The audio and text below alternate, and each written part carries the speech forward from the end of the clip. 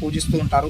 కొన్ని సాంప్రదాయాలలో వారాహి అమ్మన్ సంతానోత్పత్తి శక్తితో ముడిపడి ఉంది మరియు గర్భం ధరించడానికి లేదా విజయవంతమైన గర్భం కోసం స్త్రీలు ఎక్కువగా పూజిస్తారు. అంటే సంతానం లేనటువంటి మహిళలు పూజిస్తే సంతానం కలగడానికి, ఒకవేళ ప్రెగ్నెంట్గా గర్భం దాల్చినటువంటి మహిళలు పూర్తి ఆరోగ్యంతో బిడ్డ జన్మించడం కోసం వారైతే పూజిస్తారని అయితే మనకు చరిత్ర చెబుతుంది.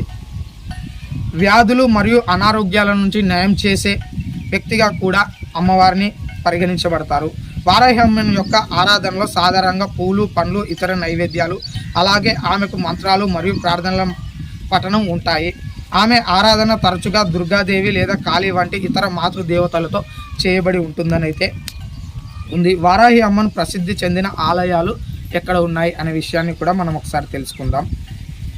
తమిళనాడులోని అత్యంత ప్రసిద్ధి వారాహి అమ్మన్ దేవాలయాల్లో ఒకటి షోలి గుంపూర్లోని